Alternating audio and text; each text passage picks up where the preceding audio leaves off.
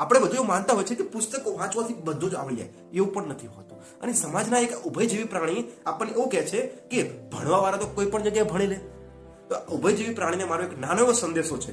શું છે કે તું ભાઈ ટ્રાય કર, તું કોઈ પણ સીડ્સ લે, સીડ્સ એટલે કે બી લે, અને એક તું માટીમાં ઉગાડ, એક સિમેન્ટમાં ઉગાડ, અને એક રેતીમાં ઉગાડ, અને એક પાણીમાં નાખ. તો શું થશે? જો પરિણામ જો બી છે ને ગમે જગ્યાએ ઉગી શકે ને. તો શા માટે નથી ઉગતું? સિમેન્ટમાં કેમ નથી ઉગતું? પાણીમાં કેમ નથી ઉગતું? રેતીમાં કેમ નથી ઉગતું? જમીનમાં જ કેમ ઉગે છે? ભાઈ એનું પર્યાવરણ એવું છે, એનું એન્વાયરમેન્ટ એવું છે, એનું એટમોસ્ફિયર એવું છે. તો મિત્ર, આ ઉભયજીવી પ્રાણી એટલે કે આ ઉભયજીવી જો સમાજ છે ને, એની પાછળ તું ના ફાઇન્ડ આઉટ કર. ઓકે, તારા સપના છે તું પોતે પૂરા કરવાના પ્રયાસ કર. કારણ કે ઉભયજીવી જેવા સમાજના કીડાઓ તમને ક્યારે પણ ગ્રોથ નહીં થવા દેતા.